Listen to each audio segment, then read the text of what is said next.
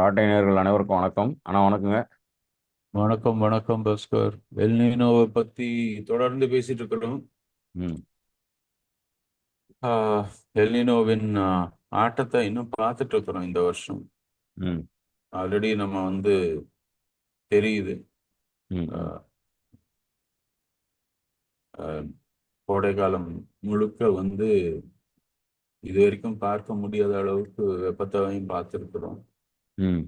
மழையும் ஒரு பக்கம் ரொம்ப அதிகமா பெஞ்சிட்டு இருந்தாலும் ஒரு பக்கம் மழையில டெபிசிட் நிறைய இருக்கு அப்படின்றத பத்தி போன வாரம் நம்ம பேசும்போது பேசணும். ம். இதற்கிடையில நாம போன வாரம் பேசுற அதே நேரத்துல தான் தமிழக அரசாங்கமும் எல்னினோக்கான தனியான ஒரு கமிட்டி வேற அமைச்சிருந்துச்சு. ம். ஸோ இந்த வாரம் நாம உலக அளவுல எல்னினோனால இருக்கக்கூடிய பாதிப்புகளை பத்தி பேசணும். அதுக்கு அடுத்து இந்திய அளவுல இருக்கக்கூடிய பிரச்சனைகள் என்னென்னலாம் நாம மேற்கொண்டு பார்க்க வேண்டி வரும், ம். சமாளிக்க வேண்டி இருக்கும் அப்படின்றத பத்தி நம்ம போன வாரம் ரொம்ப ம், இதுவா வேற விரிவா வேற பேசியிருக்கோம். ம். ஸோ இந்த வாரம் நாம தமிழகத்துல என்ன நடக்கும், தமிழகத்துல நாம என்னெல்லாம் எதிர்பார்க்கலாம், ஏன்னா நாம இப்போ ஆகஸ்ட் மாசம் துவக்கத்துல இருக்கிறோம். ம். இதனுடைய தாக்கம் நீங்க போன வாரமா இல்ல முதல்ல பேசும்போதே சொன்னீங்க, இதுல இருந்து விடுபடுறதுக்கு ஏறத்தாழ அடுத்த வருஷம் எண்டு வரைக்கும் இருக்கும் நீங்க, இல்லையா? ம். ஆமா. 27 கடைசி வின்டர் வரைக்கும் வரைக்கும் சொன்னேன். ஆ? 27 வின்டர் வரைக்கும் சொன்னேன். 27 வின்டர் வரைக்கும் இதனுடைய தாக்கம் இருக்கும்னு நீங்க சொல்லியிருந்தீங்க. ம். ஸோ இப்போ வரக்கூடிய அடுத்த ஒரு இந்த வருஷம் கடைசி வரைக்கும் மார்கழி மாசம் வரைக்கும் எடுத்துக்கோங்க. இப்போ நம்ம ம். ஆடியில இருக்கிறோம். ம். அடுத்த 6 மாசத்துக்கு நம்ம என்னென்னலாம் யோசிக்க வேண்டி இருக்கும், ம். அதான் இப்போ நம்ம என்னென்னலாம் போன பாதிப்புகள், முறை அதுவும் விவசாயிகளுக்கு என்னென்னலாம் பாதிப்புகள் இருக்கும் அப்படின்றதுல இருந்து துவங்கி பேசினோம்னா சரியா இருக்கும்னு தோணுது. ஆமா, போன வாரம் பேசும்போது நம்ம சொன்னது என்னன்னா, எவ்வளோ டெபிசிட்டு, அதனால எவ்வளோ பயிர் வைக்காம இருக்கிறாங்க, உணவுல என்ன மாற்றம் வரும், இன்ஃப்ளேஷன்ல என்ன இருக்கும்லாம் பார்த்தோம். ம். இது மற்ற பொதுவா சவுத்து இல்லாம பெரும்பாலும் நார்த்தாவே பேசின்னு இருந்தோம். சவுத்து தமிழ்நாட பத்தி பேசும்போது பேசலாம் அப்படின்னு நம்ம இது பண்ணல.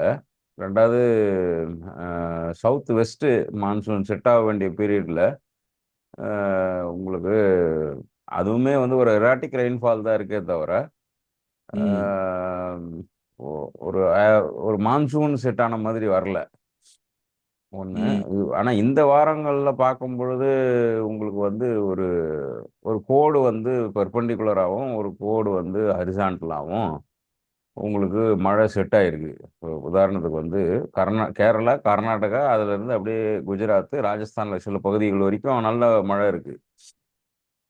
ம். நல்ல மழைனா எக்ஸ்ட்ரீம் இன்ஸ்டன்சஸ் மாதிரி திடீர்னு நல்ல மழை பெய்யுது. இப்போ நேற்று கூட கேரளாவில் சில பகுதிகளில் ஐஎம்டி டேட்டா படி பார்த்தாக்கா 6லேருந்து 7 சென்டிமீட்டர் மழை வரைக்கும் பெஞ்சிருக்கு. இது அந்த இடத்துக்கு ஒரு நாளைக்கு அதிகம்தான். ஆனால் நமக்கு நமக்கு இந்த சவுத்து வெஸ்ட் கொஞ்சம் முன்னாடி செட் ஆகியிருந்தா, இப்போ நேற்று முந்தா நேற்றுலாம் காவேரியில் தண்ணி திறந்து விட்டாங்கன்னு சொன்னாங்க இல்லையா, காவேரி ம். கபினிலாம், இது இன்னும் கொஞ்சம் முன்னாடியே திறந்து விட்டுருப்பாங்க. குறுவை ம். சாகுபடி கிட்டத்தட்ட இன்னும் கொஞ்ச நாள்ல முடிஞ்சு உங்களுக்கு சம்பா சாகுபடிக்கான துவக்கமா நிக்கிறோம். ம். ஆடிப்பட்டம்ன்றது தமிழ்நாட்டில் எல்லா பகுதிகளிலும் ஆடி கிடையாது, புரட்டாசியில் விதைக்கிறவங்களும் உண்டு. ஆமா. இப்போ நீங்கள் விருதுநகர் அந்த பக்கம்லாம் போனீங்கன்னா ஆடிங்கிறது நமக்கு பாலாறு, தென்பண்ணை, காவேரி, வைகை வரைக்கும் செட் ஆகும். ம். அதுக்கு கீழே போனீங்கன்னா புரட்டாசிக்கு போயிடுவாங்க, தாமிரபரணி அதெல்லாம் புரட்டாசிக்கு போயிடுவாங்க. இப்போ இந்த மானாவாரி விவசாயங்களை சொல்கிறேன் ஃபர்ஸ்ட். ம். ம். நீர்ப்பாசனம் என்பது நமக்கு கர்நாடகா, கேரளாலாம் மழை செட் ஆகிறத பொறுத்து இருக்கு. இப்போ நீங்கள் குறுவை சாகுபடி பெரும்பாலும் பாசன வசதி உள்ளவர்களுக்கானதா இருக்கும். டெல்டா மாவட்டம்னு வச்சுங்களேன். ம். ஏன்னா அங்கே அங்கே டெல்டா மாவட்டத்தில் ஆற்று பாசனம் தான் எல்லாத்த விட அதிகம். ஏன்னா கிணறுகள்ன்றது அங்கே ரொம்ப ஆழமான கிணறுகள் போக முடியாது. ரொம்ப ஆழமாக போனீங்கன்னா ஓர் நீர் வந்துடும். நிறைய நாகப்பட்டினம், தஞ்சாவூர்லாம் நீங்கள் ரொம்ப ஆழமாக போனீங்கன்னா ஓர் நீர் வந்துடும். அப்போ அது வந்து விவசாயத்துக்கோ மற்றதுக்கோ ரொம்ப பயன்படாதுன்றதுனால அங்கே ஆற்று பாசனத்தை நம்பியிருப்பாங்க. குளம் அதிகப்படியாக இந்த கும்பகோணம் தஞ்சாவூர் பக்கம்லாம் குளத்தை நம்பியிருப்பாங்க. அந்த மாதிரி அது வந்து ஃபெயில்டு தான் இந்த வருஷம்.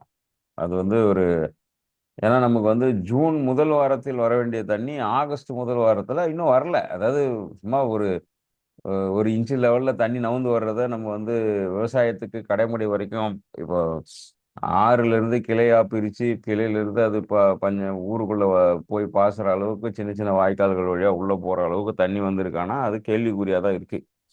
முந்தா நேத்து திறந்து விட்ட தண்ணி கூட அது விவசாயத்துக்கு பயனுள்ளதா இருக்குமா? டெல்டா விவசாயத்துக்கு பயனுள்ளதா இருக்குமானா இருக்காது.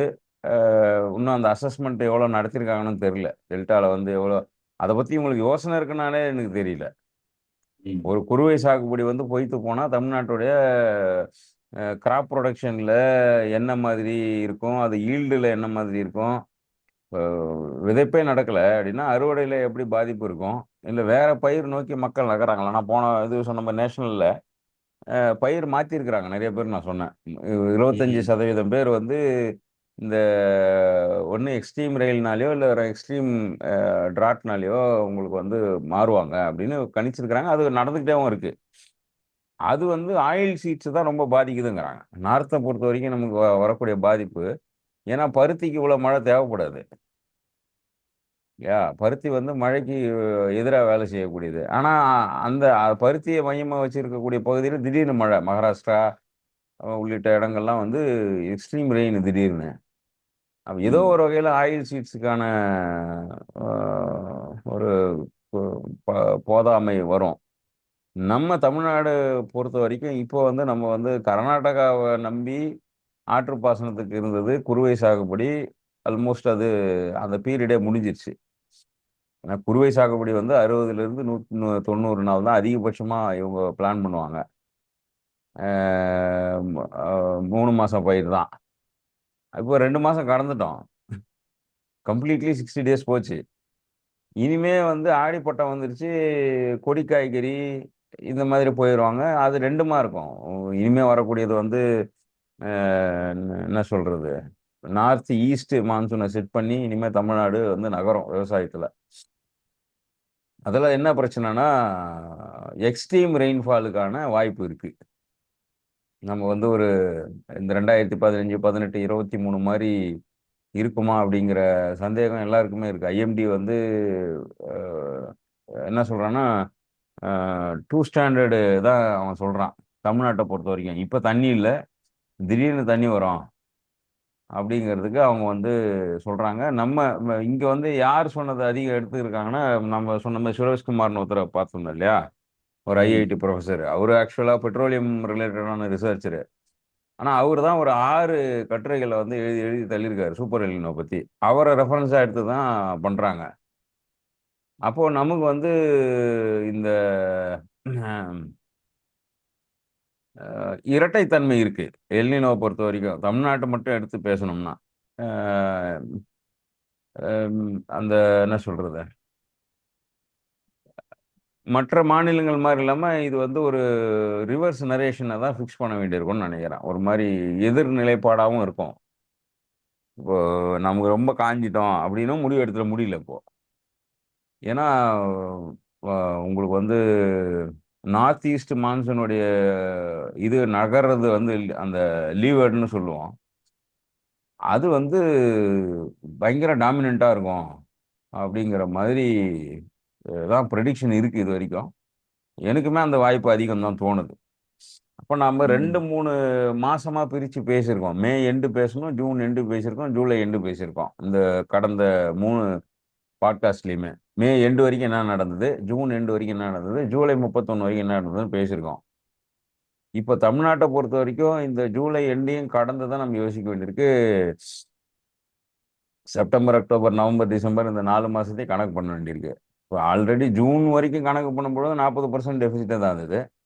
ஜூலை வரைக்கும் கணக்கு போடும்போது இந்தியன் ஆவரேஜ் கொஞ்சம் நல்ல அங்கங்க சில ஸ்டேட்ல மழை இருந்ததுனால, மகாராஷ்டிரா, குஜராத்து, ராஜஸ்தானு, மேகாலயா, அசாமு, சிக்கிமு, மணிப்பூரு, இன்னைக்கு இந்த 2, 3 நாளா அருணாச்சல பிரதேஷ், நாகாலாந்துலாம் கடுமையான மழை தான். கேரளா. இதெல்லாம் நல்ல மழை பெஞ்சு இந்த ஓவரால் ஆவரேஜா வரும்பொழுது அந்த 40ன்றது நல்லாவே குறைஞ்சிருச்சு. ஆனா இது வந்து மான்சூன் செட் ஆகி குறைஞ்ச மாதிரி இல்ல. ரொம்ப குறைவான நேரத்தில் அதிக மழை பொழிவை சந்திச்சு வந்திருக்கு. இப்ப ஜூலை வரைக்கும் கணக்கு பண்ணாலே, ஜூலை 31 வரைக்கும் கணக்கு பண்ணாலே, தமிழ்நாட்டுக்கு வந்து டெபிசிட் தான். அதுல எந்த மாற்று கருத்தும் இல்ல. ம் மற்ற மாநிலங்களுக்கு வந்து கொஞ்சம் என்ன சொல்றது, மாறி இருக்கு. இப்ப உதாரணத்துக்கு வந்து நான் சொன்ன மாநிலங்கள கர்நாடகா, கேரளா, மகாராஷ்டிரா, குஜராத், ராஜஸ்தானு, சிக்கிமு, அசாம்லாம் வச்சு செஞ்சிருச்சு. மேகாலயா, இப்ப கடந்த வாரங்கள்ல அருணாச்சல பிரதேஷ், மிசோரம், இது எல்லாமே சிக்கிம் உட்பட எல்லாமே உங்களுக்கு மழையை வந்து ஒரு என்ன சொல்றது, அந்த டெபிசிட்ல இருந்து கொஞ்சம் மாறி இருக்குன்னு வைங்க.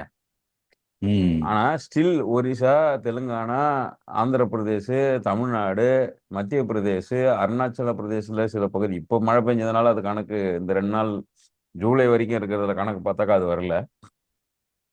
லீஸ்ட் ரெயின்ஃபால்னு சொன்னாக்கா இப்போ காஷ்மீர் வந்து அந்த அளவுக்கு அதை நம்ம கணக்குலயே எடுத்துக்கிறது இல்லைன்னு வைங்க. ஹிமாச்சலோ காஷ்மீருடைய ரெயின்ஃபால் பற்றின தரவுகள் நம்ம எங்கே தேடினாலும் அதை பெருசாக பொருட்படுத்துறதே இல்லை. அது நம்ம என்ன சொல்றது, பிசிக்கலி இந்தியாவுக்குள்ள இருந்தால் கூட மென்டலி அதை நம்ம ஒதுக்கி தான் வச்சு பார்க்குறோமோன்னு எனக்கு ஒரு இது இருக்கு. எப்படி நார்த் ஈஸ்ட்டுக்கு வந்து சில விஷயங்கள்ல நம்ம மைண்ட்ல வர்றது இல்லையோ, அது மாதிரி ஹிமாச்சல், காஷ்மீர், ஜம்மு இதெல்லாம் வந்து நம்ம மைண்ட்ல சில விஷயங்களுக்கு வந்து வரவே மாட்டேங்குது. ம் குறிப்பா மழை சார்ந்து பேசும்போது யாருமே ஜம்மு காஷ்மீரை பத்தி பேசுறது இல்ல. ஆனா ஆவரேஜை விட அஹ், அதிக பாதிப்பு லே லடாக் பகுதிகளுக்கு தான். ம் யூஸ்வலா பெய்ய வேண்டிய மழையை விட நாலுல ஒரு பங்கு கூட பெய்யலாங்க. ம் அப்ப நம்ம என்னன்னா அது ஐஸா இருக்கு, அங்க மழையே தேவைப்படாதுன்னு நம்ம நினைப்பமா இருக்கும். பட் அந்த மழை இல்லைன்னா குளிர் அதிகமாக போகுதுன்னு தான் அர்த்தம். ம் வரக்கூடிய மாதங்கள்ல எக்ஸ்ட்ரீம் அவங்க வெதரை சந்திக்க போறாங்கன்னா, அப்போ இந்தியாவை முழுசா பார்க்கணும்னா கன்னியாகுமரியில இருந்து காஷ்மீர் வரைக்கும் எல்லாம் பார்க்க வேண்டியிருக்கு. ம் ம் அதுல சில மாநிலங்களை நம்ம கணக்குல எடுத்துக்கிறது இல்ல. அப்போ ஒரு ஒரு 20% மாநிலங்களுக்கு எக்ஸ்ட்ரீம் ரெயின் இருக்கு.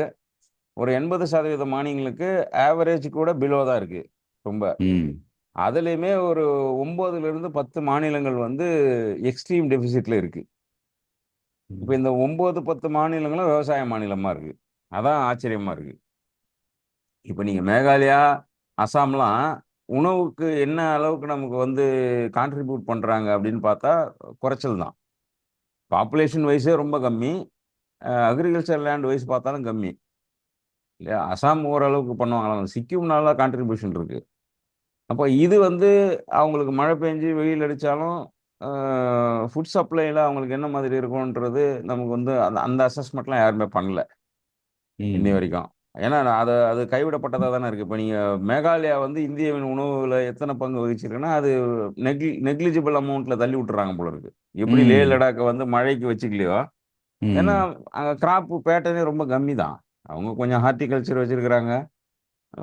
கொஞ்சம் இடங்கள்ல வந்து ரைஸ் கல்டிவேஷன் இருக்கு. அந்த மாதிரி தான் இருக்கே தவிர, ஆனா அது கான்ட்ரிபியூஷனா பார்க்கும்போது இவங்க அதை கணக்குல எடுத்துக்கிறது இல்ல. அதனால அங்க மழை பெஞ்சாலும் காஞ்சாலும் நமக்கு வந்து அது இம்பாக்ட் பண்ற மாதிரி இவங்க எழுத மாட்றாங்க.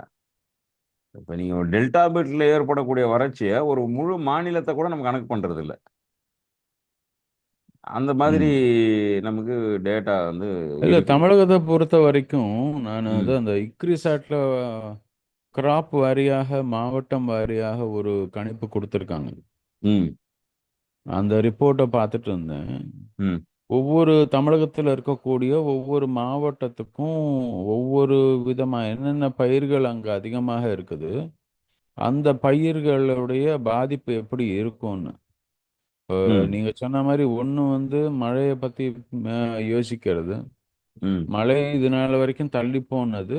வருஷம் கடைசியில் போகும்போது ஐசோலேட்டடாக இந்த முன்னாடியே நீங்கள் இதை பற்றி நிறைய பேசியிருக்கீங்க. இந்த க்ளவுட் பஸ்ட் அப்படின்ற ம். மாதிரி. ம். அதுக்கு இன்னொரு டேர்ம் கூட இருக்குல்ல, அது பேர் என்ன சொன்னீங்க? க்ளவுட் பாமா? Cloud burst, cloud bomb, water ஹேமர்னு ஒரு அது வந்து மழை ஆ பொழிவுக்கு அப்புறம் நடக்கிறது. இந்த அது லேண்ட்ஸ்லைடு வந்து சம்பந்தமா. நம்மளுக்கு நார்த் ஈஸ்ட்ல அது மாதிரி ஐசோலேட்டடாக பல இடங்கள்ல வர்றதுக்கு கூட வாய்ப்பு இருக்கு. அதாவது ம். ஹை இன்டென்சிட்டி ஒரே ஏரியால ஹைப்பர் லோக்கலாக வந்து வர்றதுக்கான வாய்ப்புகள் அதிகம் ம் அப்படின்றது முன்னாடியே நீங்க அந்த கணிப்பை பத்தி ஒரு எபிசோட்ல பேசும்போது சொன்னீங்க. இனிமே வந்து கணிக்கிறதுன்றது வந்து ம் எல்லாமே ரொம்ப ஹைப்பர் லோக்கலா தான் போ வேண்டி இருக்கும். இல்லன்னா வந்து கணிக்கிறது கூட வந்து 1 கிலோமீட்டர், 2 கிலோமீட்டர் தள்ளி அந்த பக்கம் கூட கணிக்க முடிய மாட்டேங்குது அப்படின்னு. அது எனக்கு தெரிய 5 கிலோமீட்டருக்கு ஒரு லோக்கல் வெதர் ஸ்டேஷன் வேணுங்கிறத நான் ஒரு 2023 வந்து மழையில நிறைய நமக்கு ஒப்பீனியன்லாம் கேட்டாங்க நியூஸ் சேனல்லலாம். அப்போலேருந்து ம். சொல்றது என்னன்னா 5லேருந்து 6. ஏன்னா அது அவங்களுடைய சஜஷனாவும் இருந்தது. அந்த கமிட்டி சஜஷனாவுமே அது இருக்கு. அவ்வளோ ஹைப்பர் லோக்கல் பண்ணல. நாம வந்து 70 கிலோமீட்டருக்கு எடுத்து பேசின்னு இருக்கிறோம். ம். அது வந்து எந்த அளவுக்கு எடுபடும்னு தெரியல. 60, 70 கிலோமீட்டர் டிஸ்டன்ஸ் தான். 5 எக்ஸாக்ட்லி. கிலோமீட்டர், ஸோ 6 கிலோமீட்டர் இப்போ பண்ணலாம். மாவட்டம் வாரியாக தான் இப்பவும் ப்ரெடிக்ஷன் ம். இருக்குது. ம். இக்ரிசாட் இதெல்லாம் பார்க்குறேன் ரிப்போர்ட் மாவட்டம் வாரியா. ஆனா ம். ஒண்ணு பொதுப்படையாக ஒரு விஷயம் எல்லாத்துலயுமே எனக்கு நான் நோட்டீஸ் பண்ற அளவுல என்ன தோணுதுன்னா, ம். மீண்டும் அந்த அந்த இந்த கடந்த ஒரு 3, 4 வருஷமா நம்ம பார்த்துட்டு இருக்கிற ட்ரெண்ட் இன்னும் அதிகரிக்கும் தான் சொல்றாங்க. ம். என்னன்னா வெஜிடேட்டிவ் growth இருக்கும். ஆனா வந்து ஃப்ரூட்டிங் ஸ்டேஜ்ல பிரச்சனை வரும் அப்படின்றான். ம். அதுல இதுல காட்டன்ல போல் வைக்காது அப்படின்ற மாதிரி ஒரு ப்ரொடக்ஷன் கொடுத்துருக்காங்க. பிளஸ் ம். ம். பேடியிலேயே வந்து உங்களுக்கு வந்து டில்லரிங் கம்மியாகும் அப்படின்ற மாதிரி கொடுத்துருக்காங்க. ம். ஆம், ஒரு குத்துக்கு எவ்வளோ இது கிடைக்கும் டில்லரிங் வருது அப்படின்றதும் கம்மியாகும் அப்படின்ற மாதிரி கிரெயின் வெயிட் ம். லாஸ் இருக்கும் அப்படின்ற மாதிரி சொல்லியிருக்கு. ஸோ ம். ஒட்டுமொத்தமாக பார்த்தோம்னா எல்லா ம். கிராப்புக்கும் தமிழ்நாடு முழுக்க இருக்கக்கூடிய எல்லா இடங்களுக்குமே வந்து ம். இந்த மாறி மாறி வர்றதுனால ம். இதனுடைய தாக்கம் வந்து ஒரு மாதிரி ஒன்று நம்ம வந்து பேசுறது ஆம், எத்தனை ஏக்கர்ல வந்து பயிர் வைக்கிறாங்க அப்படின்றதே குறைவாக இருக்கும் அப்படின்றது மழையை நம்பி இருக்கிறவங்க பெரும்பாலான இடங்கள்ல அது குறைவாக இருக்கிறதுக்கு வாய்ப்பு இருக்குன்றது முதல் விஷயம். ம். இரண்டாவது அது மாதிரி வச்சதுக்கு அப்புறம் அது எங்கெங்கெல்லாம் என்னென்ன பிரச்சனைகள் எடுத்துட்டு போய் விடும் அப்படின்றது இரண்டாவது பிரச்சனை. ம்.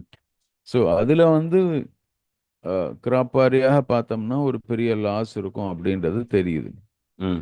நாம இதுல இருந்து உணவு சம்பந்தப்பட்டு நம்ம போன வாரம் பேசும்போது கூட நீங்க உணவு தட்டுப்பாடு எப்படி இருக்கும்னு பேசுனீங்க. ஆமா.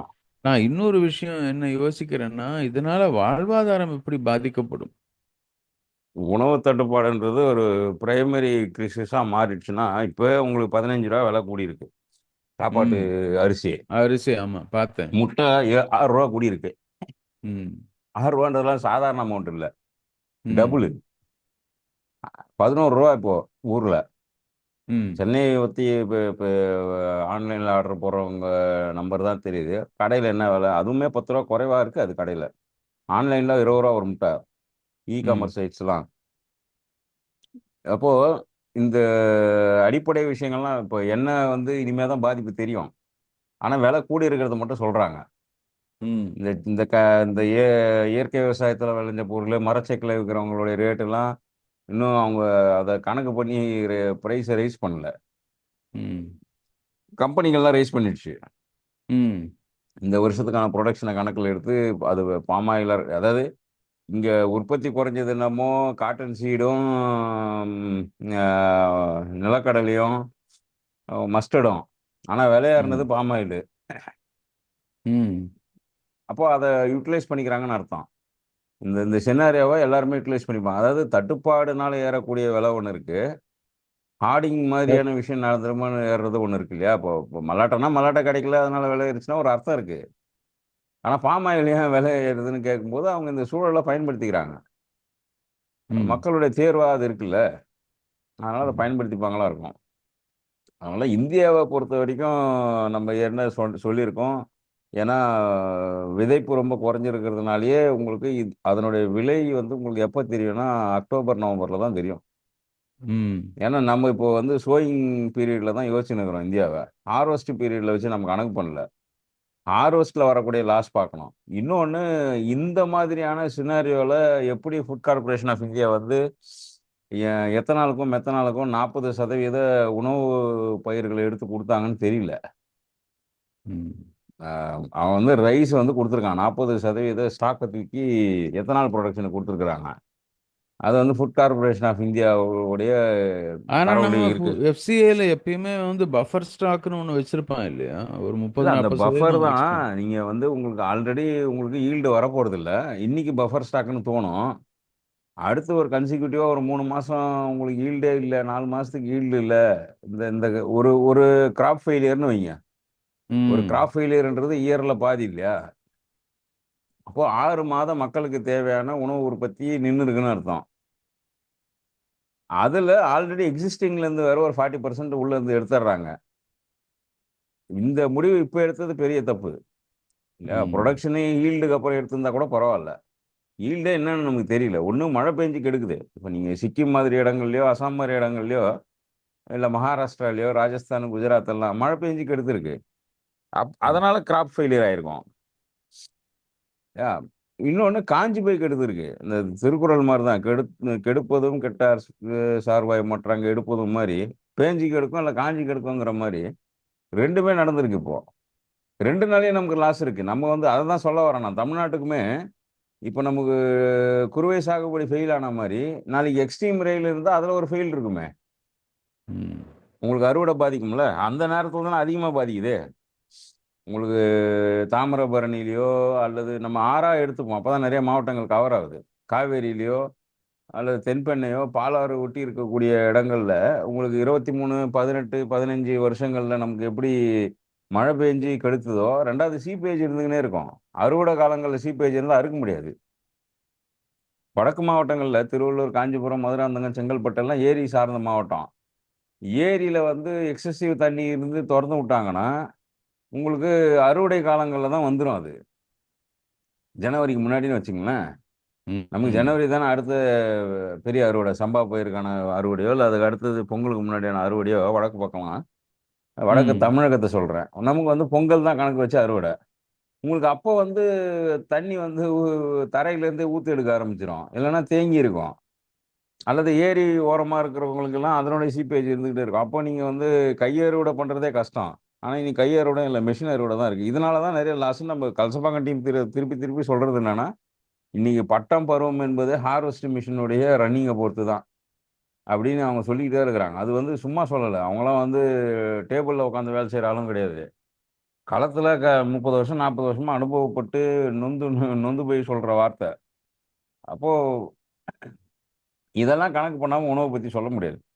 அப்படி சொன்னா அது சும்மா பேரளவுல ஒரு எக்ஸெல் ஷீட் டேட்டா மாதிரி தான் இருக்குமே தவிர, இப்ப இருக்கிற நமக்கு இந்த டெபிசிட்டோ அல்லது குறுவை சாகுபடி பொய்த்து போனதோ ஒரு பெரிய லாஸு. ஆனா மழை வரும். எக்ஸ்ட்ரீம் மழை வரும்ன்னு சொன்னா, அந்த எக்ஸ்ட்ரீம் மழையில நமக்கு ஒரு லாஸ் வரும். இந்த 2த்தினுடைய குமுலேட்டிவ் தான் நம்மளுடைய தமிழ்நாட்டுடைய பாதிப்பா இருக்கும். அப்போ அ என்ன சொல்றது? ஒரு 150 வருஷத்துக்கு முன்னாடி வந்தது, அப்புறம் 1960கள்ல வந்த பஞ்சம் மாதிரி வருமா? அப்படின்னு கேட்டா, அப்ப இருந்த அரசாங்கம் ஒண்ணு வந்து நம்ம இவரு சாய்நாத் சொல்ற மாரி பஞ்சத்தை அது வந்து ஒரு அட்மினிஸ்ட்ரேட்டிவ் ஃபெயிலியரா அவர் சொல்லிக்கிட்டே இருக்கிறாரு. அந்த பெங்கால் ஃபெமைன்லாம். ம். ஏன்னா, அப்ப இருந்த பிரிட்டிஷ் வந்து பண்ணது வந்து, அ எதுக்கு பிரையாரிட்டி குடுக்கணுமோ, அத இப்ப எப்படி இந்த நான் எத்தனாலுக்கு அரிசி குடுத்தத தப்புன்றனோ, அதே மாதிரி அப்ப இருந்த வறட்சியிலயும் அவங்க இந்திய உணவை பாதுகாப்பு பண்ணாம, பிரிட்டிஷ்க்கு என்ன வேணும்? அல்லது யூரோப்ல சில நேஷன்ஸ்க்கு என்ன வேணும்ன்றத கவனம் செலுத்துனாங்க. இல்லையா? வந்தது என்னமோ உண்மதான். வ வ ப வறட்சி இருந்ததெல்லாம் உண்ம. ஆனா அது பஞ்சமா மாறுனதுக்கு அட்மினிஸ்ட்ரேட்டிவ் ஃபெயிலியர் ஒரு காரணம். அதே ஃபெயிலியர் நேஷன் ஸ்டேட்ல இப்ப இருக்குன்றது அந்த அளவுக்கு இல்லன்னா கூட, அதே மெத்தன போக்கு இருக்கு. இந்த நேரத்துல நீங்க வந்து உணவு பொருள வந்து சாராயம் செய்யறதுக்கு குடுக்குறதோ, அல்லது இப்பவுமே நீங்க வந்து அக்டோபர், நவம்பர், டிசம்பருக்கு தயாரிச்சுக்காம சின்ன சின்ன விஷயங்கள்ல கவனம் செலுத்திட்டு இருக்கிறது. மாநில அரசும் சரி. அது ஆள்றவங்கள பத்தி இல்ல. மாநில அரசு அ இப்ப மே மாசம் ஆட்சிக்கு வந்தாங்கன்னா, அ அவங்களுக்கு இந்த எமர்ஜென்சி புரியல. ஜூன் வந்து 15க்குள்ள வந்து காவேரியில தண்ணி வரலன்னா, நமக்கு வந்து 20லிருந்து 25% அரிசி உற்பத்தி நின்னு போயிடும்ன்றது புரியல. ம். இதிலிருந்து ஒரு 3 மாசம் கேப் விட்டு மறுபடியும் உங்களுக்கு வந்து அக்டோபர், நவம்பர், டிசம்பர்ல வரக்கூடிய எக்ஸ்ட்ரீம் ரெயின்ஃபால்ல அதுல ஒரு கிராப் லாஸ் இருக்கும். அதையும் ம். கணக்கிடல இதுவரைக்கும். அப்போ முதல் விஷயம் தான் உங்களுக்கு தெரியல. சின்ன டைம் ஃப்ரேமு 1 மாசம் நீங்க ஆனா யாரா இருந்தாலும் அரசியல் கவனிக்கிறவங்களுக்கு தெரியும். ஜூன் வாரத்துல தண்ணி திறந்து விடுவாங்கன்னு. ம். இப்ப அங்க தண்ணி இல்ல. இப்ப தண்ணி வந்துருச்சு. இப்ப திறந்து விட்டோம். அது தடாலடியா விவசாயம் பண்ணிட முடியுமா என்ன? இல்ல ம். தொறந்து விடுற தண்ணி கடமடை வரைக்கும் வந்துருமா? காவேரியுடைய கடமடை பகுதி வரைக்கும், உங்களுக்கு ஈஸ்ட் உடைய எண்ட் வரைக்கும், ஈஸ்ட் கோஸ்ட் வரைக்கும் தண்ணி வந்துருமா என்ன இப்ப அவங்க தொறந்து விடுறது? 2 நாள் மழை பெய்யும் 3வது நாள் நின்னுட்டா அங்கேயும் நிறுத்திருவாங்க. ஒண்ணும் மான்சூனா செட் ஆகி வரல. அப்ப எ எக்ஸ்ட்ரீம் ரெயின்ஃபால்ல வேகமா நிறையுது. வேகமா தொறந்து விட்டு வேகமா மூடிடுவாங்க. ஆத்துலயும் தண்ணி அதே மாரி வேகமா இதுல நமக்கு வந்து நெறைய இப்ப வேற வேற பிரச்சனைகளும் நம்ம பார்க்குறோம். மணல் கொள்ள, அப்புறம் காடுகள் இல்லாம போனது. இதெல்லாம் நீர்பிடிப்பு பகுதிகளா வேலை செய்யாம, நீர் போக்கு பகுதிகளா தான் வேலை செஞ்சுன்னு இருக்கு. இதையும் ம். கவனிக்க வேண்டியிருக்கு. இப்ப தண்ணி தொறந்து விட்டா கூட, ரொம்ப வேகமா ஆறு காய்ஞ்சு போறதுக்கு காரணம் என்னன்னா, மணல் இல்ல. மணல் இருந்தா தான் உங்களுக்கு வந்து தண்ணி வந்து ரொம்ப வேகம் குறைவா போயி, போற வழியில எல்லாம் கிரவுண்ட் வாட்டர ரீசார்ஜ் பண்ணிட்டு அதுக்கப்புறம் போவும். ம். இதுக்கு முன்னாடி நீர்பிடிப்பு பகுதிகள்ல வந்து மரமும் இல்ல, ஹியூமஸ் இல்லன்றதுனால அங்கிருந்து வேகமா தண்ணி வெளியேறும். அப்ப இது நீர் போக்கு வழியா தான் செயல்படுதே தவிர, கிரவுண்ட் வாட்டர் ரீசார்ஜ் வந்து பெருசா நடந்திருக்காது. குளமோ, ஏரியோ எல்லாமே நிரம்பி போனோம்ல, அந்த மாரி போவாது. தொறந்து விட்டுருப்பாங்க, போயிட்டு இருக்கும். பைப் மாரி வேலை செய்யும் இப்ப. காடும், ஆறும் வந்து பைப் மாரி வேலை செய்யாது. ம். அதனுடைய ஃப்ரிக்ஷன்லயும், அதனுடைய பெர்குலேஷன்லயும் நெறைய டிஃபரன்ஸ் பண்ணி சேர்த்துக்கும். இதெல்லாம் இதோட சேர்ந்துக்கும். இப்ப நான் சொல்றது என்னன்னா, மழை பொழிவோ, மழை பொய்த்து போறதோ ஒரு ஃபேக்டர்னா, அது பெரிய ஃபேக்டர். அது கூட ம். 5% 10% ஒவ்வொரு காரணியா சேரும். மணல் இல்லாம போறது ஒரு 10%, காடுகள் இல்லாம போறது ஒரு 10%, ஹியூமஸ் இல்லாம போறது ஒரு 10%, ஏரிகளுக்கு வரத்து கால்வாய், போக்கு கால்வாய் இல்லாததுனால ஒரு 10% சேர்ந்து, சேர்ந்து, சேர்ந்து தான் நமக்கு ஒட்டுமொத்தமாக நம்ம அத வெறும் கிளைமேட் பிரச்சனையா பார்க்குறோம். இது வந்து ஒரு அந்த கிளைமேட்ன்றது ஈகாலஜில ஒரு பார்ட்ன்னு நம்ம மக்களுக்கு புரியணும். அதனால தானே அந்த ஜோசியம் சொல்றாங்கன்னுலாம் திட்டுறதுக்கு காரணம்னா, நீங்க கிளைமேட்ல இருந்து அடுத்தபடி விவசாயமே இவங்க யோசிக்கிறது இல்ல. ஆனா, அது எல்லாத்தையும் தாண்டி இது ஒரு ஈகாலஜிக்கல் சைக்கிள் இது. ஒரு ஹைட்ராலஜியோ, ஒரு கார்பனோ எல்லாமே இதோட தொடர்புடையது வந்து ஒரு சைக்கிள். அந்த சைக்கிள வந்து நம்ம டெர்மினேட் பண்ணி, இதுல துண்டு துண்டா அந்த செயின்ஸ உடைச்சு வச்சுட்டு, நமக்கு பாதிப்புனா இந்த ஃபேக்டர் எல்லாம் சேர்த்து பிளஸ் எல்னினோன்னு நம்ம சொல்றோம். இப்ப எல்னினோவால தான் இதுன்னு நம்ம தவறா புரிஞ்சுக்க கூடாது. ம். எல்னினோவால ஏற்படக்கூடிய இழப்போ, அல்லது வெப்பமோ, இல்ல கூடுதல் மழையோ, இப்ப நமக்கு காஞ்ச மாரி அதிகமா பெய்யும் எல்னினோவால. நிச்சயமாக நார்த் ஈஸ்ட் மான்சூன் வந்து ஒரு டிசாஸ்டர் தான். அதுல எனக்கு எனக்கு எந்த மாற்று கருத்தும் இல்ல இப்ப வரைக்கும். ம். ஆனா, இதோட சேர்ந்து நாம செய்யக்கூடிய கேடுகளும் சேர்ந்துரும்ன்றேன். அது ஒரு ம். 20, 30% நம்மளுடைய விலையேற்றத்துல, வாழ்வாதாரத்துல பாதிப்பு ஏற்படுதுன்னா, அதோட சேர்ந்து இந்த மணல் கொள்ள, காடு இல்லாம போனது, ஹியூமஸ் இல்லாம போனது, அரசாங்கத்தினுடைய கொள்கை முடிவுகள்ல இத பத்தின ப்ரொஜெக்ஷன் இல்லாம ஒர்க் பண்றது, பயிர் காப்பீட்டு முறைகள்ல இருக்கக்கூடிய கோளாறு, எத மழைன்னு இவங்க ஒத்துக்கிறாங்க. இப்போ நான் திருப்பி திருப்பி சொல்றது தான். 20 சென்டிமீட்டர் மழை வந்தாலே அ அதி கனமழை. அதாவது ரெட் அலர்ட்ன்றோம். 20க்கு அப்புறம் எல்லாமே ரெட் தான். ம். இல்லையா? நீங்க 21 ரெட் தான், 40 ரெட் தான். அப்ப அந்த ம். ஸ்கேலிங்கே 3 ஸ்கேல் தான் இருக்கு நமக்கு. இல்லையா? இந்த ஸ்டேஜ மஞ்சளு, இன்னும் நம்ம விரிவாக இன்னும் பண்ண வேண்டி இருக்கு. அத எக்ஸ்பாண்ட் ஆமா, பண்ணி அதுவே பண்ண வேண்டி இருக்கு இல்லையா? ஆமா. ஏன்னா அது இப்ப இந்த நீங்க 20 2015க்கு அப்புறமே நம்ம பண்ணியிருக்கணும்னு தோணுது எனக்கு. ஆமா. அப்போ ஒ எ வெ நாம சொல்றத தவறா புரிஞ்சுக்கிறதுக்கு வாய்ப்பு இருக்கு. எல்னினோ தான் இது எல்லாத்தையும் பண்ண போதும். அப்படி இல்ல. எல்னினோ ஒரு பாதிப்ப ம். தருது. இப்போ வந்து நார்மலா எல்னினோ வந்து 0.8லேருந்து 1.23 டிகிரி வரைக்கும் உயர்ந்திருக்கு. அது வருஷா வருஷமோ இல்ல ஒரு ஒரு ஒரு ரெகுலர் அக்கரன்ஸ் மாரி இருக்கு. சூப்பர் எல்னினோன்றது 1870கள்ல இருந்து பதிவு பண்ணியிருக்கிறாங்க. ஆனா ரொம்ப எக்ஸாக்ட் ஃபிகர்லாம் வந்து நமக்கு 1980க்கு பிறகு தான் இந்த வெதர் கிளைமேட் சம்பந்தமான மாடர்ன் டெக்னாலஜிய வச்சு டேட்டா எடுத்திருக்கிறோம். மாடல்ஸ் வந்திருக்கு. Climate models. ஆனா, ம். ம். இந்த மழை பொழிவு, வறட்சி, பஞ்சம் இதெல்லாமே நமக்கு ஒரு 150 வருஷமா ரெக்கார்ட் இருக்கு. பிரிட்டிஷ் பீரியட்ல இருந்தே. அத கணக்குல வச்சு பார்த்தாலே உங்களுக்கு வந்து ஒரு 1 1/2 டிகிரிக்கு மேல கூடுனாலே சூப்பர் எல்னினோன்னு சொல்றாங்க. 1 1/2 டிகிரிக்கு உள்ள வரைக்கும் எல்னினோ. 1 1/2க்கு மேல கூடுனா சூப்பர் எல்னினோன்றான். இந்த வருஷம் 2, 2.2க்கு கீழ குறைய மாட்டேங்குது. ம். இல்லையா? இப்போ அது ஜூன், ஜூலைலயே வந்து ஒரு 1.5க்கு வந்துருச்சுன்னா கூட ஏதோ ஒரு பாதிப்பு மாறி இருக்குன்னு சொல்லலாம். பட் 2லயே ம். ஸ்டாண்டர்டா இருக்கு. 2க்கு மேல தான் இருக்கு. 3 கூட ம். தொடலாம் சில இடங்கள்ல. ஆனா ஆவரேஜ் பண்ணும்போது அவரு பெரிய ஐஐடி ஏரியா ப்ரொஃபசர் 3 கூட தொடலான்ற மாதிரி தானே சினாரியோ வச்சிருக்காரு.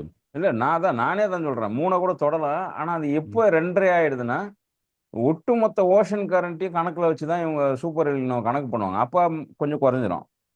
ஆனா ம். நமக்கு வந்து அது குறையுமான்னா தெரியல. ம். சப்டிராபிக்கல், டிராபிக்கல் ரீஜியன்ல இருக்கிறவங்களுக்கு, இந்த விண்ட் கஸ்ட் இதெல்லாம் கணக்குல வச்சா இது குறையுமா?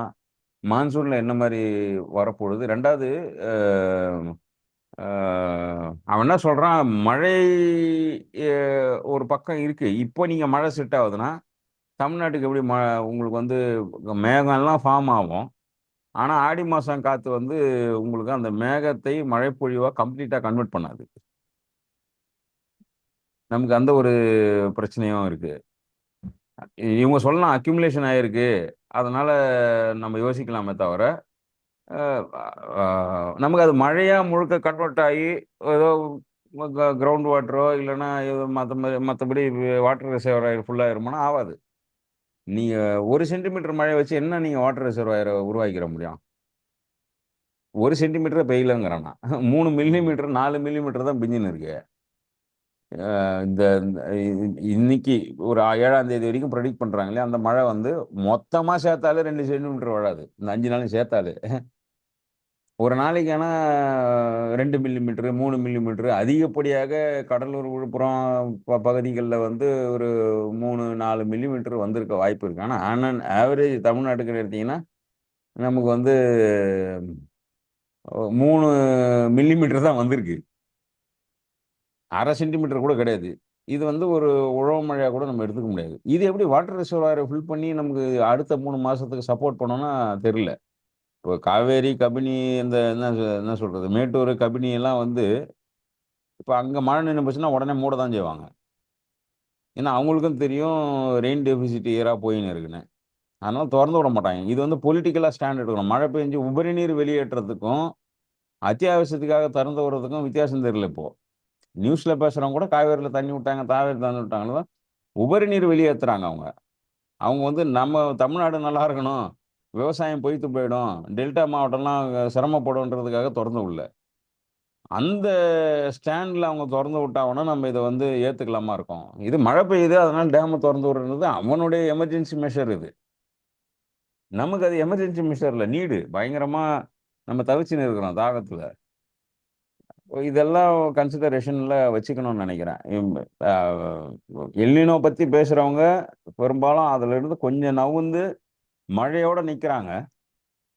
ஆனா அது அது மாரி பார்க்க முடியாதுன்னு நெனைக்கிறேன். இந்த மேல இருந்து டிசம்பர் வரைக்கும் கணக்கு பண்ணாக்கா, உங்களுக்கு ம் நவம்பர், டிசம்பர்ல மழை இருக்கு. அந்த மழை விவசாயத்துக்கு ஹெல்ப் பண்ணுமா? பண்ணாதான்றது அதனுடைய அளவு வந்து கூட இருந்ததுனாக்கா, நிச்சயம் பண்ணாது. இதுக்கெல்லாம் என்ன மெஷர் எடுக்க போறோம்? ஆ ம கா வாய் இப்ப சென்னைய வந்து கிட்டத்தட்ட எத்தனையோ கோடி 400 4000 கோடியா எனக்கு நம்பர் மறந்து போச்சு. இந்த வடிகால் அமைச்சது சொல்றேன். அத பண்ணியே இங்க ஒண்ணும் பண்ண முடியல. ஆனா தமிழ்நாட்ட பொறுத்தவரைக்கும் ஒரு பெரிய நம்பர் இந்த நிலத்துக்கும் நிலத்துக்கும் இடையான பார்டர்ஸு இது எல்லாமே கன்சிடரேஷன்ல இருக்கு. ஏன்னா தண்ணி வந்து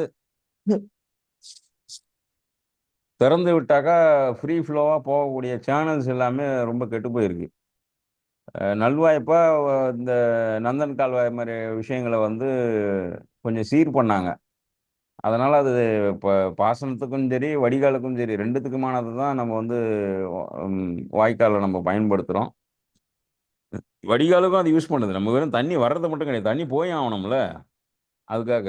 அது மாதிரி ஈரோட்ல இருக்கிற கால்வாய்கள்லாம் அந்த மாரி வேலை செய்யுது. மத்த ஊர்கள்ல அப்படி இருக்கான்னா தெர்ல. இந்த எல்லாமே இம்பாக்ட் பண்ணும். எக்ஸ்ட்ரீம் ரெயின் அப்போ வடிகாலுக்கும் நமக்கு வழி இல்ல. ஏன்னா எல்லாத்தையும் நம்ம அ அப்லேண்ட் மாரி கன்வெர்ட் பண்ணின்னு வரோம். அப்ப தண்ணி வந்து ஊருக்குள்ள தான் தேங்கும். இந்த தேக்கம் ஒரு வகையில வந்து பயிர் பாதுகாப்புல பெரிய வித்தியாசத்த ஏற்படுத்தும். அப்ப 2 சினாரியோவும் நம்ம பார்க்கணும். வறட்சியினால ஏற்படக்கூடிய பாதிப்பு நமக்கு இருக்கு. அப்படியே மழை பெஞ்சாலும் அது விவசாயத்துக்கு தோதான காலத்தில் பெஞ்சு அந்த அளவில் பெய்யுமானா எக்ஸ்ட்ரீம் ரெயின்ஃபால் சில நாட்களில் பெஞ்சு நின்றுடும் போல இருக்கு. இப்போ அசாம் மேகாலயாவில் நடக்கிற மாதிரியோ இல்லை ராஜஸ்தான் குஜராத்லேயோ இல்லை பூனே மகாராஷ்டிராவில் இருக்கக்கூடிய பகுதிகளில் நடக்கிற மாதிரி திடீர்னு ஒரு 2 நாள் 3 நாள் எக்ஸ்ட்ரீம் ரெயினுக்கு போயிட்டு குறைஞ்சிச்சுன்னா அது வந்து பயிரில் நமக்கு நல்லா வேலை செய்யும். ஏன்னா இந்த ஜனவரி வரைக்கும் இருக்கக்கூடிய விஷயங்களை கன்சிடர் பண்ணி தான் அதை பார்க்க முடியும்னு நினைக்கிறேன். எல்னினோன்றது இதனுடைய ஒரு பார்ட்டு. இதுக்கு பின்னாடி இருக்கிற நிறைய விஷயங்களை நம்ம கன்சிடர் பண்ணோம். அந்த காஞ்சி போகிறதுனால நடக்கக்கூடியது என்னன்னு இந்நேரம் அசஸ் பண்ணியிருக்கணும். அப்படி எதுவும் தமிழ்நாடு அரசுக்கிட்ட இருந்து ஏதாவது தரவு வந்திருக்கானா? இல்லை. உணவு பாதுகாப்பு சம்மந்தமாக வரல, வேளாண் சம்மந்தமாக வரல. மேபி பட்ஜெட்டு இதில் ஏதாவது அறிவிப்பு வருதா என்னன்னு வெயிட் பண்ணி பார்க்கணும். அதுக்காக காத்துட்ருக்குறோம். இல்லை முன்னெச்சரிக்கை நடவடிக்கையாக நார்த் ஈஸ்ட் மான்சூனுக்கு என்ன எடுக்கணும்? இப்போ நம்ம வெறுமனே அது மழை மட்டும் கன்சிடர் இல்லாமல் விலையேற்றம், விவசாய பொருளில் ஏற்படக்கூடிய அந்த அறுவடையில் இருக்கக்கூடிய பாதிப்போ இல்லை விதைப்புல இருக்கக்கூடிய பாதிப்போ எதுவாக இருந்தாலும் அந்த 3 மாசத்துல விவசாயிகள் சந்திக்கிற தொந்தரவுக்கு என்ன மாதிரியான இதுவை கொடுக்க போகிறாங்க, இது எல்லாமே கவனிக்கணும்னு நினைக்கிறேன். ம். ஒட்டுமொத்தமா எனக்கு என்னன்னா, ஒரு பக்கம் தொழில்நுட்பம் அது இதுன்னு மாற்றங்கள், வேலை வாய்ப்பு குறைஞ்சிட்டே போகுது. இன்னொரு பக்கம் இதனால வந்து கிராமப்புறங்கள்ல இருக்கக்கூடிய வேலை வாய்ப்பு குறைஞ்சிட்டே போகுது. இது ரெண்டும் வந்து பார்க்கும்போது பொருளாதார நெருக்கடி, உணவு பற்றாக்குறை இது எல்லாமே சேர்ந்து ஒரே சமயத்துல வருது. அதை நம்ம எல்னினோன்ற பேர்ல வந்து சில விஷயங்கள் தான் நீங்க சொன்ன மாதிரி அதுவே வந்து ஒரு அக்ரிகேஷன் தான். அந்த கான்சிக்வன்ஸ் தான் வந்து நம்ம வந்து எல்னினோன்னு ஒரு பேரை கொடுத்துருக்கோமே தவிர அதில் அந்த 10% பல விஷயங்களுடைய ஒரு அது எல்லாத்தோடைய சேர்ந்த உருவகம் தான் அது பேர் ஒன்று கொடுத்துருக்கோம். ஸோ இந்த ஒரு சூழல்ல அடுத்தடுத்து மக்கள் வந்து என்ன செய்யணும், தங்களை பாதுகாக்கிறதுக்கும் தங்களுடைய பொருளாதாரத்தை நிலைநிறுத்திக்கவும் தங்களுடைய வாழ்வாதாரங்களை தொடர்ந்து இதனுடைய இந்த தாக்கத்தை வந்து எனக்கு மீண்டும் மீண்டும் மக்களுக்கு வராம வந்து இருக்கணும். அவேர்னஸ்ல ஒரு 2 3 ஏரியா வந்து இன்னும் அவேரா இருக்கணும்னா, தொழில்நுட்பம் நல்லது அது இதுன்னு பேசுறவங்க கூட இப்போ ஏஐசிடிலாம் வந்து கற்பனையே பண்ணக்கூடாது. தமிழ்நாடு மாதிரி எவ்வளோ நமக்கு அதான் நவீனம் நான் பத்தி இதெல்லாம் பேசுறவங்களா அடுத்த இருந்தாலும் எபிசோட்ல பேசலாமான்னு யோசிச்சுட்டு இருந்தேன். ஏன்னா நம்ம நேரம். தொடங்கிரும் இங்கே. ம், கன்சிடரேஷன் சொல்லலாம். இந்த தண்ணியை வந்து நீங்கள் ஏஐ இண்டஸ்ட்ரிக்கெலாம் வந்து டைவர்ட் பண்ணுறது. ரெண்டாவது மக்களுடைய மனதில் குழாவை திறந்தா தண்ணி வந்துடுது, அதனால தண்ணி பிரச்சனை இல்லைன்னு இருக்கிறவங்க தான் பெரும்பாலும் நியூஸ் ரிப்போர்ட்டராக இருக்கிறாங்க இங்கே. ம். ஆமா. முன்னாடிலாம் ரொம்ப லோக்கலைஸ்டாக வரும் நியூஸு. ஒரு ஒரு கிளைமேட் சம்மந்தமான திருவண்ணாமலைக்கு ஒரு ஆள் இருப்பாப்புல, அது மாதிரி டெல்டாவுக்கு ஒரு ஆள் இருப்பாப்புல, தாமிரபரணி வாழ்ற ஏதோ ஒன்று பல்வேறு வகையான விஷயங்கள் வரும். இப்போ நமக்கு வர்றது எல்லாமே ஆவரேஜ். ஆவரேஜை பொறுத்த வரைக்கும் எல்லாமே நார்மல்னு காட்டுறதுக்கு தான் ஆவரேஜாக வச்சுருக்கோம். நேற்று சொல்கிறான் இல்லையா, 30 நபர்கிட்டயே இந்தியாவோட எவ்வளோ கோடிகள் சொத்து இருக்குது அப்படின்றத பற்றி கூட நேற்று அசஸ் பண்ணுறான். அப்படி கூட இந்த விஷயத்தெல்லாம் அசஸ் பண்ணி எதுவும் வச்சிடல, பணம் தான் வச்சுருக்கிறாங்க. அப்போது டீசென்ட்ரலைஸ்டு நியூஸே நமக்கு வர்றதில்லை.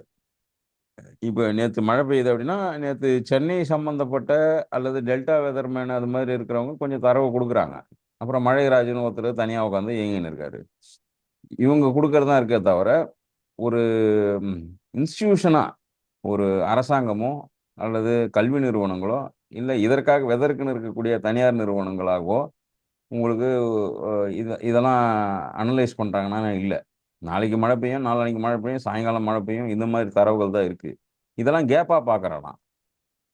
முன்னெச்சரிக்கையே இதில் நீங்கள் பண்ணிக்க முடியாதுல்ல. இப்போ நீங்கள் இந்த மாதிரி அதாவது முழுசாக சொல்லிட முடியாது எதையுமே. இப்போ நம்ம சொல்கிறதுலாம் கூட இது வரைக்கும் கிடைக்கப்பட்ட தரவுகள்லையும் அனுபவத்திலிருந்து தான் சொல்கிறோம். ஆனால் முழுசாக சொல்லிட முடியாது. அதுவே சொல்கிறதுக்கு இங்கே ஆள் இல்லை.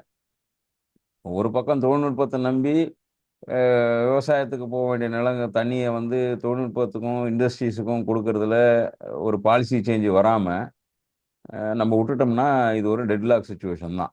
என்னுடைய அது வந்து தீர்க்கமான நம்பிக்கை. நீங்கள் வந்து அது கார் கம்பெனியாக இருந்தாலும் சரி, ஏஐயாக இருந்தாலும் சரி, எது பிரதானம்னு நம்ம முடிவு பண்ண வேண்டியிருக்கு.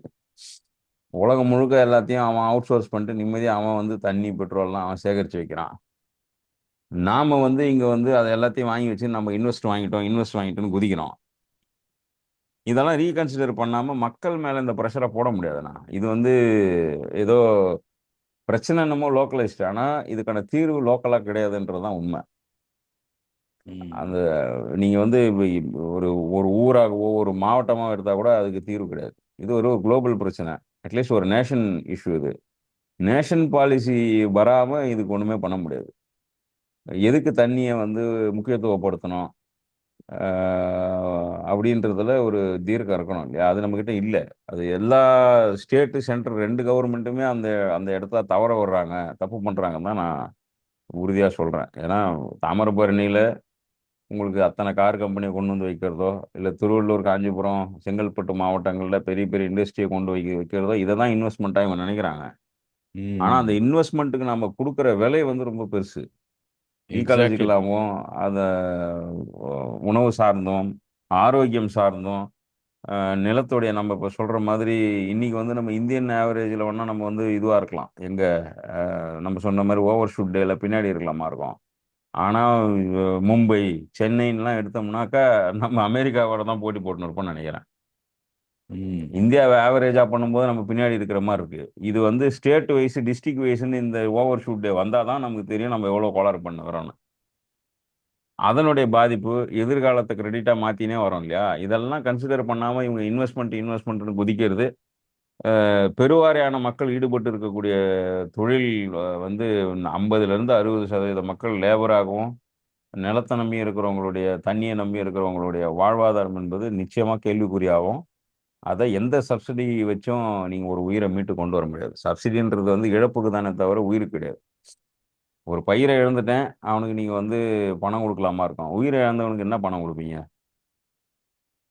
அதுக்குமே பணம் கொடுத்து சரி பண்ணுறோன்ற மனநிலை வளர்ந்து வருது இல்லையா? இதெல்லாம் கொஷின் பண்ணாதான் இதுக்கு தீர்வு வரும்னு நினைக்கிறேன். ஒரு விவசாயி வந்து இப்போ ஆல்மோஸ்ட் இப்போ 26லயுமே கூட நமக்கு வந்து மத்திய பிரதேசம், மகாராஷ்டிராலாம் எப்படி விவசாயிகள் தற்கொலை பண்ணிக்கிறான்னு யோசிச்சு பார்த்தா ஆச்சரியமா இருக்கு. ஆயிரக்கணக்கில் இருக்கு நம்பரு. 1, 2 கிடையாது. அப்போ இத வந்து காசு குடுத்து அத வந்து சரி கட்டிடலாம் அப்படின்னு நினைக்கிறது, அ அது அது வந்து ஒரு ஒரு சரியான போக்கு இல்ல. சரியான ஆட்சி முறை இல்லன்றது தான் நம்ம திரும்பி திரும்பி சொல்லணும். அதனால அ தண்ணிய வந்து எதுக்கு பிரதானப்படுத்தணுன்ற பாலிசி வேணும். இன்வெஸ்ட்மெண்ட்ஸ்ன்றது அதனுடைய எல்லா ஃபேக்டர்ஸையும் கணக்கு வச்சு தான் பார்க்கணும். பணம் உள்ள வர்றத மட்டும் பார்க்கக்கூடாது. நமக்கு என்ன இழப்பு பேரளவுல என்விரான்மென்டல் இம்பாக்ட் அசஸ்மென்ட்லாம் இருக்கே தவிர, உண்மையிலே அது என்ன செய்யுது?